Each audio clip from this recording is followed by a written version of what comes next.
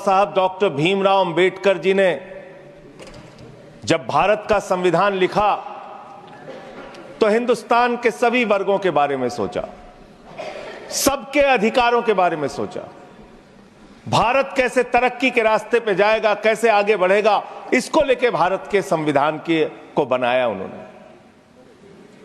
और उसमें एक एक करके जो संविधान की मूल आत्मा है वो मैं आपके सामने पढ़ना चाहूंगा कि उनकी मंशा क्या थी, हमारे संविधान की मंशा क्या है।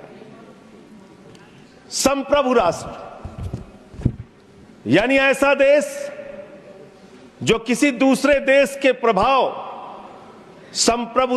प्रभुता से मुक्त है, अपने सभी निर्णय लेने के लिए पूर्णतः स्वतंत्र है और उस पर किसी बाहरी शक्ति का कोई प्रभाव नहीं होगा।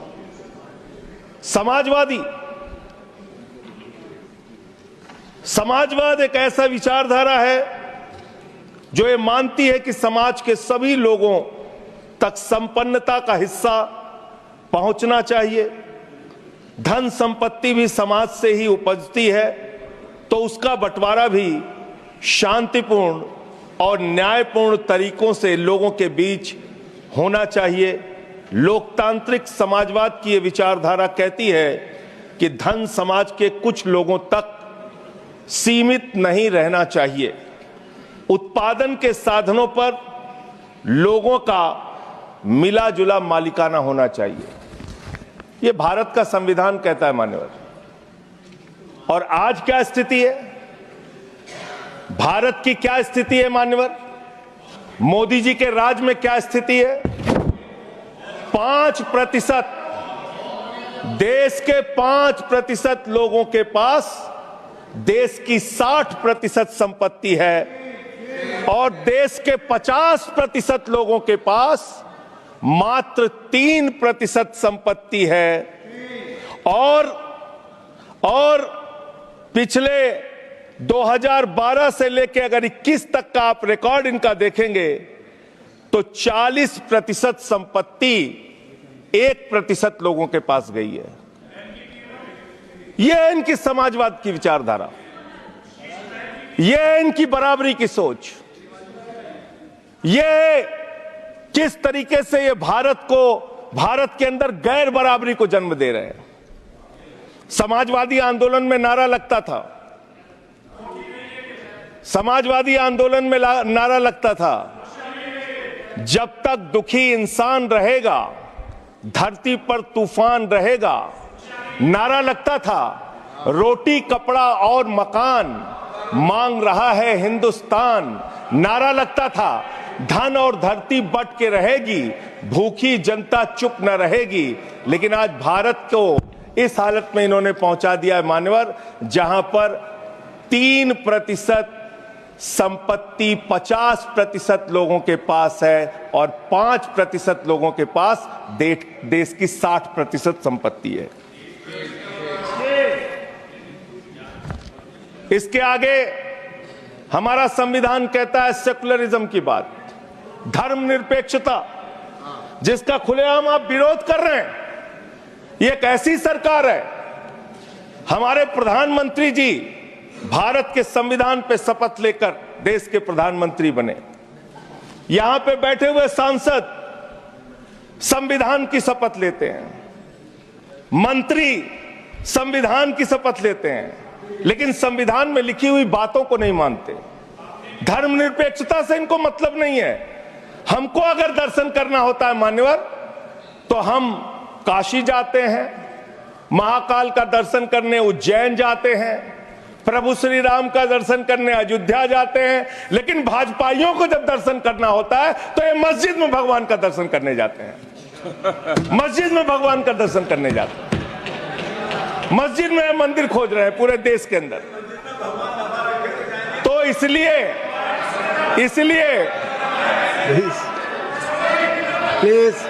इसलिए मान्यवर, इसलिए मैं इनसे कहना चाहता हूं, कृपया घबराओ मत, सीट पर चीखना चिल्लाना शुरू कर देते हैं। जैसे ही बोलता हूं चीखना चिल्लाना शुरू। मान्यवर, ये भारत खोदो योजना चला रहे देश में। भारत खोदो योजना। अरे मैं कहता हूं अगर इतना ही खोदना है, कल को कोई आके दावा करेगा संसद को खोद दो, कम से कम प्रधानमंत्री की डिग्री मिल जाएगी, उसका तो पता चल जाएगा कहां है। संसद खोद दो।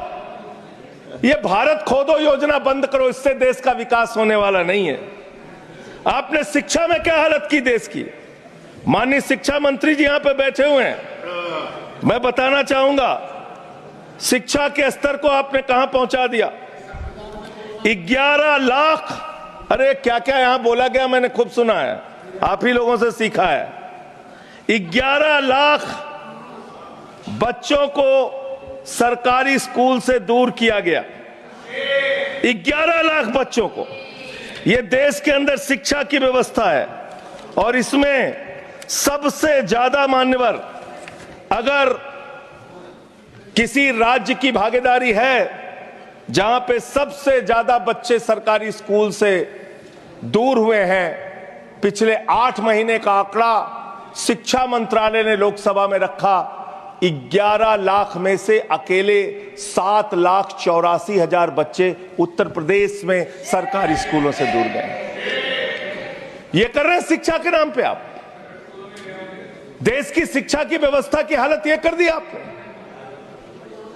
63,000 बच्चे आसाम में सरकारी स्कूलों से दूर हुए। यह सरकार का आंकड़ा, मैं अपनी ओर से नहीं पढ़ रहा हूं। जब सरकार से पूछा गया शिक्षा पे कितना खर्च करते हैं, जीडीपी का कितना हिस्सा शिक्षा पे खर्च करते हैं, पिछले 3 वर्षों से भारत की सरकार जीडीपी पे 0.4% शिक्षा पे ऊपर खर्च करती है। और दिल्ली की सरकार, जहां अरविंद केजरीवाल की सरकार है, हम शिक्षा के ऊपर 25% बजट का हिस्सा खर्च करते हैं मानव। स्वास्थ्य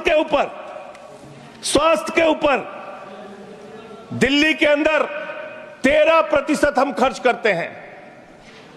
और भारत की हमारी सरकार जो अपने आप को कहती है मोदी जी की बड़ी योजनाएं हैं, बड़ी ताकतवर सरकार है, मात्र 2% स्वास्थ्य के ऊपर खर्च करती है।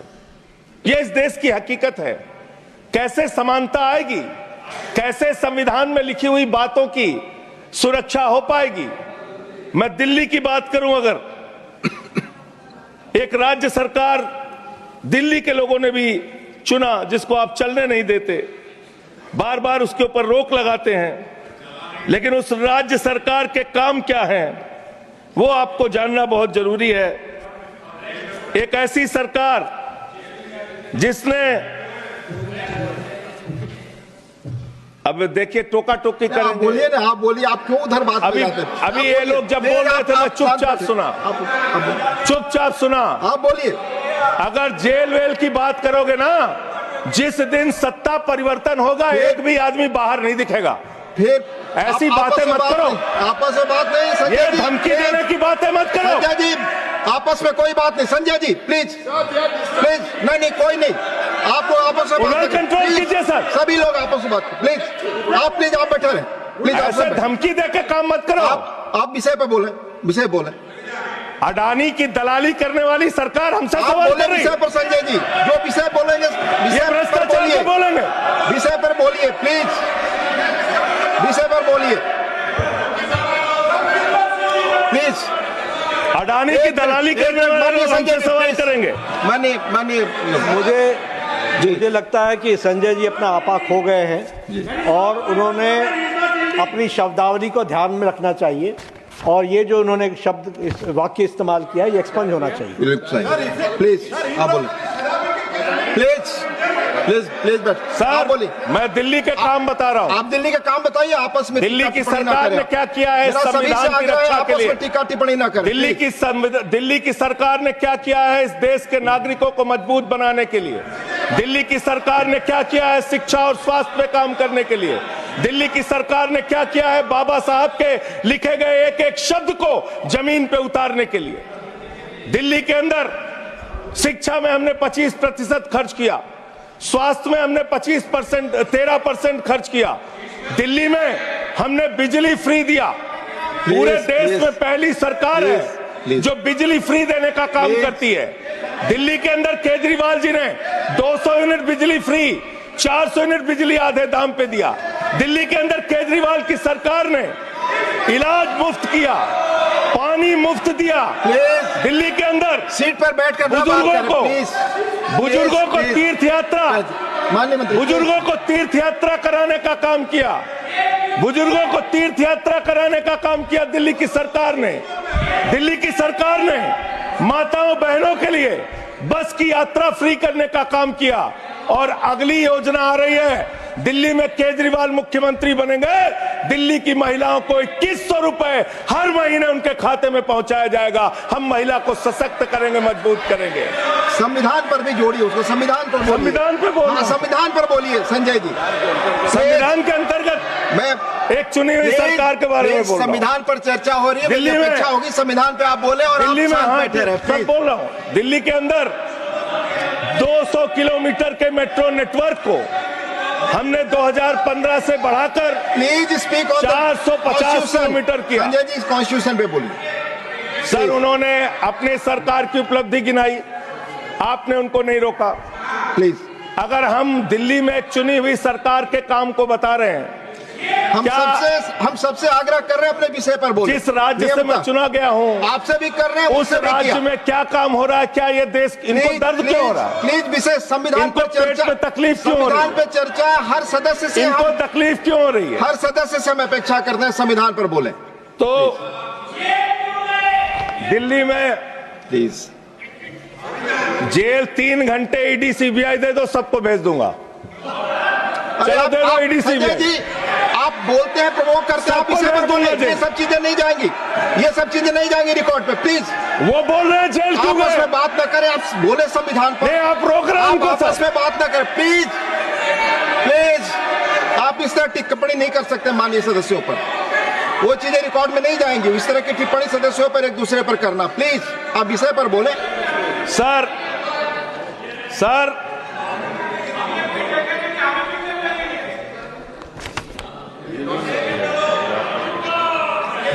3 सर, आप ही का चेहरा दिख रहा है सर। नहीं, मेरा चेहरा नहीं, चेहरा आपका दिख रहा, आप बोलिए तो सर आप बोलिए। ये लोग भ्रष्टाचार के खिलाफ जब बोलते हैं, भ्रष्टाचार के खिलाफ जब बोलते हैं भाजपा के लोग, तो लगता है ओसामा बिन लादेन अहिंसा पे उपदेश दे रहा है। ये भ्रष्टाचार के खिलाफ बोलेंगे। 3,02,000 करोड़ रुपए का ठेका इन लोगों ने इलेक्टोरल बॉन्ड के नाम पे लिया सर। 3,02,000 करोड़ रुपए का ठेका इन लोगों ने इलेक्टोरल बॉन्ड के नाम पे बोलिए दिया है। विषय पर प्लीज सर, विषय पर बोलिए सर। जो आप मालूम है कि विषय पर बोले। गाय काटने वाली कंपनी से चंदा लेने वाले लोग मेरे ऊपर सवाल उठा रहे हैं। आपस में बात नहीं, गाय काटने वाली कंपनी से चंदा लेने वाले लोग, प्लीज। ये मंत्री का चुनाव है। आप विषय पर बोले संजय सर। सर, देश के अंदर एक चुनी हुई सरकार है, संविधान के तहत वो सरकार चुनी हुई है, संघीय ढांचे का जिक्र उस संविधान के अंदर किया गया है, उसको आप क्यों नहीं मानते? दिल्ली की सरकार को क्यों नहीं चलने देते? हमारे सारे काम पे रोक क्यों लगाते हैं आप? आपने सबसे बेहतरीन देश की काम करने वाली सरकार, एक ऐसी सरकार, जब अमेरिका के राष्ट्रपति की पत्नी हिंदुस्तान आई तो मोदी जी ने पूरे देश का हवाला दिया। गुजरात का स्कूल देख लो, मध्य प्रदेश का देख लो, उत्तर प्रदेश का देख लो, हरियाणा का देख लो। उसने कहा हमें केजरीवाल का स्कूल देखना है, मनीष सिसोदिया ने जो स्कूल बनाया है वो स्कूल देखना है। ये काम हमने किया। आज दिल्ली के स्कूल मॉडल की चर्चा पूरी दुनिया में हो रही है, अस्पताल के मॉडल की चर्चा पूरी दुनिया में हो रही है। ये मंत्री है सरकार के। बच्चों शांत हो जाओ, बच्चों हल्ला मत करो, बच्चों शांत, बच्चों हल्ला मत करो, बच्चों शांत। मान्यवर, ये हमारा टाइम खाने की कोशिश कर रहे हैं। दिल्ली के अंदर चुनाव होने जा रहा है। चुनाव भारत के संविधान का एक बड़ा पर्व माना जाता है। संविधान ने हमें ताकत दी अपने हिसाब से विधायक चुनिए, अपने हिसाब से सांसद चुनिए, वही मंत्री बनता है, मुख्यमंत्री बनता है, प्रधानमंत्री बनता है। दिल्ली में चुनाव क्या हो रहा है? दिल्ली में कैसे चुनाव कर रहे हैं लोग? ये महाराष्ट्र और हरियाणा का प्रयोग, चुनाव घोटाले का प्रयोग दिल्ली में करना चाहते हैं। और वो कैसे करना चाहते हैं? कैसे करना चाहते हैं? ध्यान से सुनिएगा सर। प्लीज। दिल्ली के अंदर ये चुनाव घोटाले की मैं रिपोर्ट लेके आया हूं। ये रिपोर्ट आज पूरे देश को पता होनी चाहिए। दिल्ली में जो चुनाव करा रहे हैं मान्यवर, ये घपले से जीतना चाहते हैं। शाहदरा में भारतीय जनता पार्टी के एक पदाधिकारी ने 11,008 वोट कटवाने की अर्जी दी। जनकपुरी में भारतीय जनता पार्टी के 24 कार्यकर्ताओं ने 4,874 वोट कटवाने की अर्जी दी। तुगलकाबाद में भारतीय जनता पार्टी के 15 कार्यकर्ता ने 2,435 वोट कटवाने की अर्जी दी। मानिए, आप संविधान पर क्या चुनाव के बारे में बोलना गलत है? आप बैठे प्लीज। क्या संविधान के अंतर्गत चुनाव नहीं होता सर? आप बोले सर, चुनाव के बारे में बोलना गलत है। हाँ, तो ये आप गायब। फ्री एंड फेयर इलेक्शन संविधान ने दिया है। तुगलकाबाद में सर, तुगलकाबाद में एक बूथ है, बूथ नंबर 117। वहां कुल 1337 वोट हैं, उसमें से 554 वोट कटवाने की अर्जी 2 बीजेपी के कार्यकर्ताओं ने दी। पालम में भाजपा के 9 कार्यकर्ताओं ने 1641 वोट कटवाने की अर्जी दी। माननीय संजय जी, राजौरी गार्डन में सर, चुनाव का अधिकार संविधान ने दिया। ऑथेंटिसिकेशन करेंगे। सर, चुनाव का अधिकार संविधान ने दिया। आप जो आरोप लगा रहे हैं, क्या चुनाव के घपले पे नहीं बोलेंगे यहाँ पे? प्लीज, क्या चुनाव के घपले पे नहीं बोलेंगे? इसको चुनाव, हाँ, ऑथेंटिकेट करूंगा, ऑथेंटिकेट करूंगा sir. I will authenticate it. Please, मैं ऑथेंटिकेट करूंगा सर। आपकी बात सुन लिया सर। हरिनगर में आप बैठ जाए जगह पे अपनी। हरिनगर में भारतीय जनता पार्टी के 4 कार्यकर्ताओं ने 637 वोट कटवाने का आवेदन दिया। करावल नगर ने 2 कार्यकर्ताओं ने 3,260 वोट कटवाने की अर्जी दिया। मुस्तफाबाद में एक व्यक्ति ने 534 वोट मैं नहीं कर रहा। I am not एल्डिंग sir, I am not एल्डिंग। Leader of the house, I am not एल्डिंग। नहीं सर, ऐसे आप तो फिर ऐसे अलाउ करेंगे। 1 मिनट आपको हम समय देंगे। आप देखिए, लीडर ऑफ द हाउस। नहीं, मैं एक ही बात स्पष्ट करना चाहता हूं कि जिस संविधान ने ये ताकत दी है कि वो वोटर्स लिस्ट के बारे में जो चर्चा कर रहे हैं कि उसको कटवाने का, वो प्रोविजन भी संविधान के अंतर्गत ही है। और उसमें देखने वाली बात यह है कि ये इतने दिन सत्ता पे कहीं रोहिंग्या और बांग्लादेशी के वोटों पर तो नहीं बने हुए थे। माननीय संजय जी, इतनी शानदार बात आज की है लीडर ऑफ द हाउस ने सर। मैं इनका नमन करता हूं। इतनी बढ़िया बात इन्होंने कह दी कि मैं इसका जवाब जरूर दूंगा। सर, इन्होंने कहा कहीं ऐसा तो नहीं जिनके नाम काटे जा रहे हैं वो रोहिंग्या हैं। हमारे उत्तर प्रदेश के भाई, हमारे पूर्वांचल के भाई, हमारे यूपी बिहार के भाई जो 40-40 साल से दिल्ली में रह रहे हैं, अपने श्रम, अपने खून पसीने से दिल्ली को बना रहे हैं, आप उनको रोहिंग्या करें।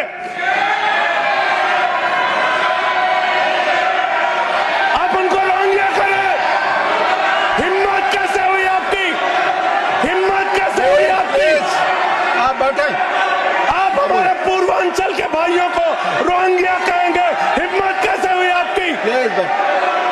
हिम्मत नहीं होनी चाहिए आपकी। आगे बोले। पूर्वांचल के लोगों को ये बांग्लादेशी कह रहे हैं। मैं नाम पढ़ रहा हूं। राम सिंह बसंत विहार में रहते हैं, उनका वोट कटवाया गया। राम प्लीज बसंत विहार में रहते हैं। आप सब बैठिए। ये पता है सर, आपके सदन पर रखूंगा। ये हिंदू लोग हैं, इनका नाम राम है, इनका नाम राम है। राम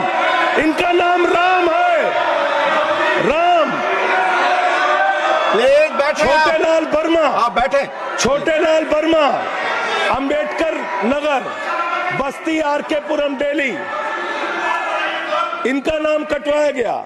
सोनिया, अंबेडकर नगर, बस्ती आरके पुरम, इनका नाम कटवाने की अर्जी दी गई। संतोष कुमार, अंबेडकर नगर, बस्ती आरके पुरम, इनका नाम कटवाने की अर्जी दी गई। आशा, अंबेडकर नगर, बस्ती आरके पुरम, इनका नाम कटवाने की अर्जी दी गई। गीता, हरकेश, सुशील कुमार, नरेंद्र, सुमन, ये सारे नाम लेके आया हूं। ये हमारे यूपी के, बिहार के, ये दिल्ली में रहने वाले 40-40 साल पुराने रहने वाले लोग हैं। ये बांग्लादेशी नहीं है, ये रोहिंग्या नहीं है। इनको आपने रोहिंग्या और बांग्लादेशी कहा है। पूर्वांचल के लोग आपकी जमानतें जब्त कराएंगे दिल्ली के चुनाव में, देखना। सर आप ही दिख रहे हैं, मेरी बात तो नहीं जा रही। आप ही बोल रहे हैं। सर आपको मैंने नाम पढ़ के बता दिया, ये लिस्ट यहां रखूंगा और मैं चाहता हूं ये ऑथेंटिकेट करने के लिए आपने कहा मैं नाम दूंगा। इसकी उच्च स्तरीय जांच कराइए, कैसे इन लोगों के नाम कटवाने की अर्जी दी जा रही है। यही महाराष्ट्र में घोटाला किया इन लोगों ने, यही हरियाणा के अंदर घोटाला किया इन लोगों ने। ये चुनाव घोटाले से जीतना चाहते हैं, दिल्ली में ये चाल चलेगी नहीं, याद रखना। केजरीवाल और आम आदमी पार्टी यहाँ पे बैठी है, संविधान पर बोलिए। यहाँ पे ये चाल नहीं, संविधान पे बोल रहा हूँ। संविधान, ये चुनाव ही गड़बड़ कर देंगे, इससे आगे बढ़िए। चुनाव ही गड़बड़ करेंगे तो संविधान कहां से बचेगा। सर चुनाव ही निपटाने पे लगे हुए हैं ये लोग। सर दूसरी बात हुई दलितों के अधिकार की और बांग्लादेशी घुसपैठिया। सर पिछले 10 साल से हिंदुस्तान में किसकी सरकार है सर?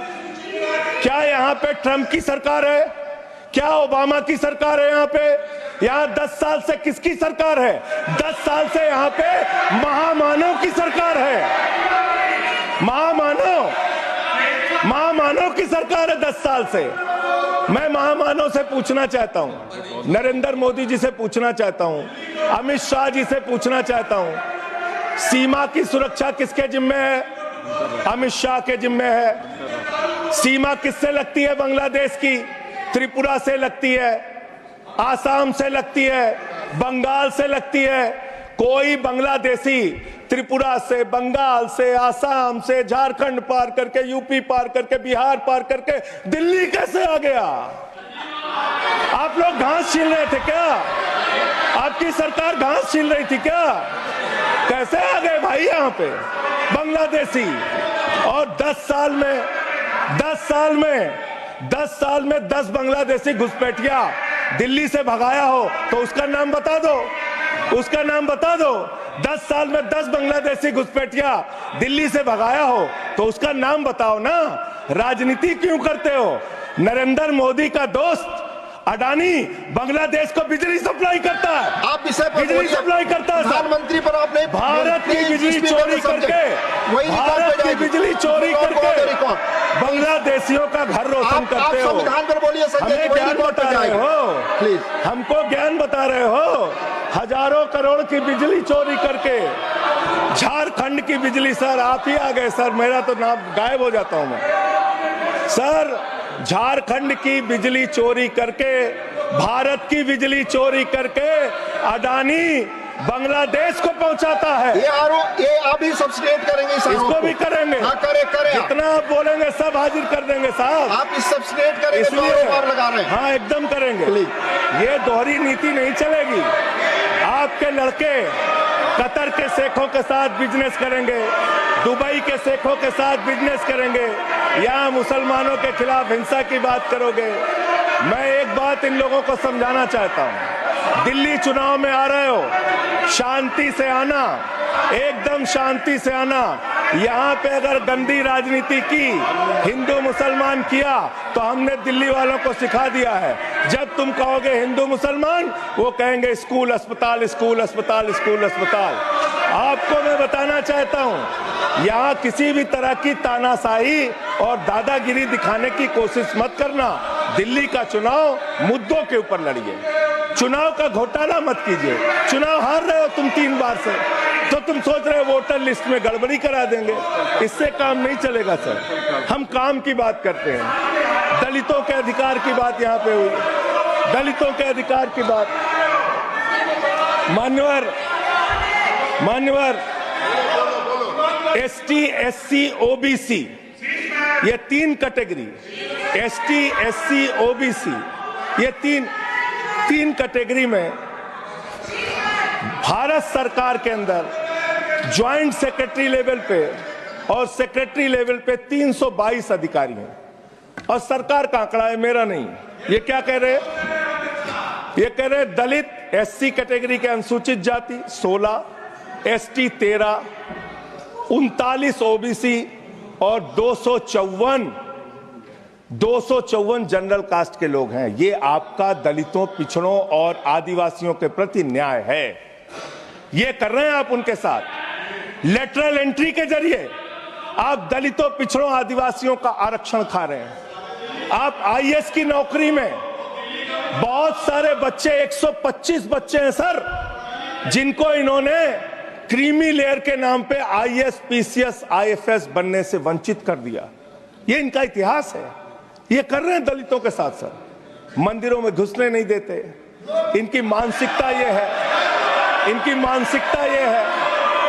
इन्होंने अयोध्या में मंदिर का शिलान्यास किया। उस समय हमारे प्रधानमंत्री गए, मुख्यमंत्री उत्तर प्रदेश के गए, राज्यपाल भी गई। उस समय के राष्ट्रपति रामनाथ कोविंद जी को नहीं बुलाया इन्होंने। मंदिर के उद्घाटन में इन्होंने श्रीमती द्रौपदी मुर्मू जी को नहीं बुलाया, क्योंकि वो दलित समाज से थे, ये आदिवासी समाज से हैं। आपकी मानसिकता ये है। 100 वर्ष हो गए आरएसएस को, एक भी दलित, पिछड़ा और आदिवासी आज तक आरएसएस का प्रमुख क्यों नहीं बना? इसका जवाब दो, इसका जवाब दो। आप नफरत करते हैं दलितों से, पिछड़ों से, आदिवासियों से। ये आपकी मानसिकता है। इसलिए आगे कॉन्स्टिट्यूशन पढ़ता हूं सर। आगे क्या लिखा हुआ है? आगे लिखा हुआ है डेमोक्रेटिक, लोकतांत्रिक भारत देश की जनता अपने प्रतिनिधि खुद चुनती है। वोट के माध्यम से सभी के वोटों का महत्व बराबर है। जनता के द्वारा जनता का प्रतिनिधि चुना जाता है। जनता के द्वारा जनता का प्रतिनिधि चुना जाता है। उसके बाद चुनने के बाद सरकार बनती है और आप लोग खरीद फरोख्त करके, संविधान को तार तार करके, लोकतंत्र का गला घोट के महाराष्ट्र में सरकार गिराते हो, कर्नाटक में सरकार गिराते हो, मध्य प्रदेश में सरकार गिराते हो, उत्तरांचल में सरकार गिराते हो, अरुणाचल में सरकार गिराते हो। पूरे देश में तोड़ फोड़ खरीद फरोख्त करके सरकारों को गिराने का काम करते हो। इसीलिए मैं कहता हूं, जब ये लोकतंत्र के बारे में बोलते हैं, संविधान के बारे में बोलते हैं, हम लोग यहाँ विपक्ष की तरफ से खड़े होते हैं, चीख रहे हैं, चिल्ला रहे हैं, सोच रहे हैं इनसे डर के चुपचाप बैठ जाएंगे। एक बात याद रखना, ये देश बाबा साहब के संविधान से चलेगा, किसी मोदी और अमित शाह के फरमान से नहीं चलेगा। याद रखना, इसको याद रखना। और ये जो बार बार तुम्हारा गठबंधन ईडी से है, ईडी से तुम्हारा गठबंधन, सीबीआई से तुम्हारा गठबंधन। यहां इंडिया गठबंधन है, वहां ईडी गठबंधन है, ईडी गठबंधन है, ईडी गठबंधन। मान्यवर भ्रष्टाचार की बात मैं करूंगा।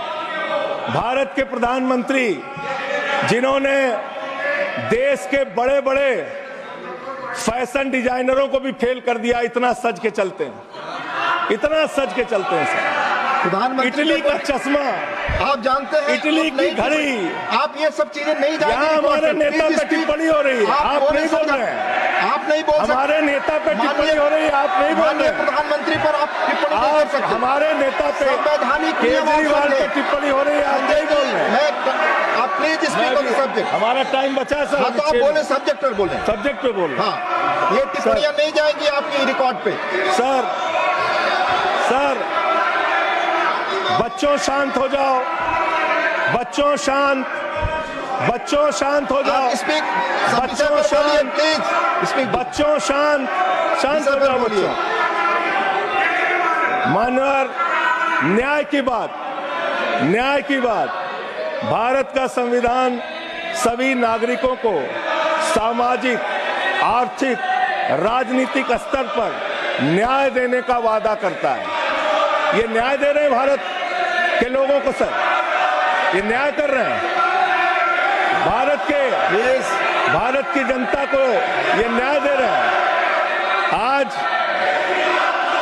चुनी हुई सरकारों को प्लीज प्लीज प्लीज बोलिए, बोलिए अपने विषय में बोलिए। सर, सर,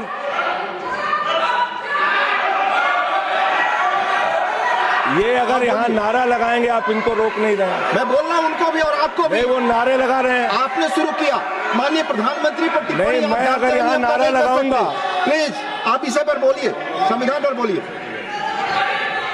तो इसलिए मैं ये कहना चाहता हूं, जरूरत से ज्यादा उतना ही काम करो जितना ठीक लगे। आप इधर बोले, आपस में बात ना करें। जरूरत से ज्यादा मत उड़ो, संजय जी प्लीज, जरूरत से ज्यादा मत उड़ो। संजय जी आप गली गली में शोर है, संजय जी आप नरेंद्र मोदी चोर है, कोई बात रिकॉर्ड पे नहीं जाएगी, नरेंद्र मोदी चोर कोई है। बात रिकॉर्ड पे नहीं जाएगी। Not go please, it will not go on the record. नहीं, please go back to your seats. नहीं नहीं, आप ये गलत, नहीं सर, आप दुरुपयोग कर रहे हैं समय का। कैसे आप दुरुपयोग कर रहे हैं, प्लीज केजरीवाल को कैसे बोल रहे हैं? आप सब पीछे जाए, आप प्लीज, आप पीछे जाइए प्लीज, नागर जी प्लीज, प्लीज आप पीछे जाइए, आप पीछे पर बोलिए। इनको चुप कराइए सर। आपने जो भी प्रधानमंत्री जी पर टिप्पणी की है और जो भी नारे उनके खिलाफ लगाए, ये भी बोलिए कि मुख्यमंत्री पर जो टिप्पणी की है वो भी जाएगा, आप बोलिए, वो भी हट जाए। आप वाले बोले, वो भी हट बोले, जाए। आपका समय खत्म होगा, मैं खत्म करूंगा प्लीज। मान्यवर, पिछले दिल्ली के अंदर कानून व्यवस्था की क्या हालत है? कल हमने महिला अदालत किया दिल्ली में। देश की राजधानी दिल्ली आज अपराधों से सहमी हुई है, परेशान है। क्या हालत है सर? 2019 से महिलाओं के खिलाफ अपराध में दिल्ली में 41% वृद्धि हुई है। 14,000 महिलाओं के खिलाफ अपराध, हिंसा का अपराध, बलात्कार का अपराध 1 साल के अंदर हुआ है। हर दिन दिल्ली के अंदर 3 से 4 रेप की घटनाएं हो रही हैं और 2019 से 3500 रेप की घटनाएं हुई और प्रतिदिन दिल्ली में 5 से 6 महिलाओं को असॉल्ट किया जाता है। ये आंकड़े हैं सर। 11 महिलाएं और बच्चियां प्रतिदिन किडनैपिंग का शिकार होती है दिल्ली में। ये दिल्ली की हकीकत है। देश की राजधानी में 33% रेप की घटनाओं में और 41% किडनैपिंग की घटनाओं में देश के 19 शहरों के मुकाबले वृद्धि हुई है। दिल्ली के अंदर ये कोर्ट है, सारे रिकॉर्ड रख दीजिएगा। हाँ रख दूंगा।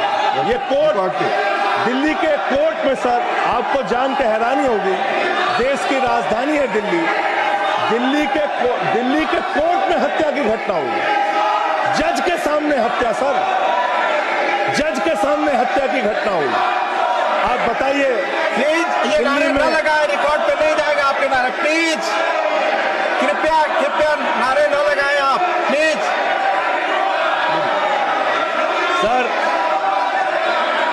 सर दिल्ली के अंदर कोर्ट में हत्या हुई। देश की राजधानी में राष्ट्रपति रहते हैं, प्रधानमंत्री रहते हैं, उपराष्ट्रपति रहते हैं, सारे लोग रहते। सर मेरा वीडियो नहीं आ रहा है। सारे लोग रहते हैं देश की राजधानी में और इस देश की राजधानी की अदालत में हत्या हो रही है। इसलिए मान्यवर, मैं आपके माध्यम से अनुरोध करना चाहता हूं अंत में एक बात कह के, आज जब मैं आ रहा था काशी लंका में रेहड़ी पटरी वालों की दुकानें तोड़ी जा रही हैं, गरीबों को उजाड़ा जा रहा है। जिस राजधानी दिल्ली में हम लोग रहते हैं सर, झुग्गी बस्तियों को तोड़ा गया, झुग्गी बस्तियों को उजाड़ा गया, और हर साल का आंकड़ा है, मैं आपके सामने रखूंगा। मेरा आग्रह होगा प्लीज अपने सीट पर जाएं। प्लीज मान्यवर, एक बशीर बद्र की लाइन है, लोग टूट जाते हैं, लोग टूट जाते हैं, बस खत्म हो रहा है। लोगों के घर उजाड़े जा रहे हैं सर, फिर आप ही का चेहरा आ रहा है सर। गरीबों को घर उजाड़ा जा रहा है दिल्ली में। बशीर बद्र की एक लाइन के साथ अपनी बात को खत्म करूंगा। लोग टूट जाते हैं एक घर बनाने में, तुम तरस नहीं खाते बस्तियां जलाने में। लोगों को उजाड़ना बंद करो। तुमने अयोध्या में उजाड़ा, तुमने काशी में उजाड़ा, तुमने दिल्ली में उजाड़ा,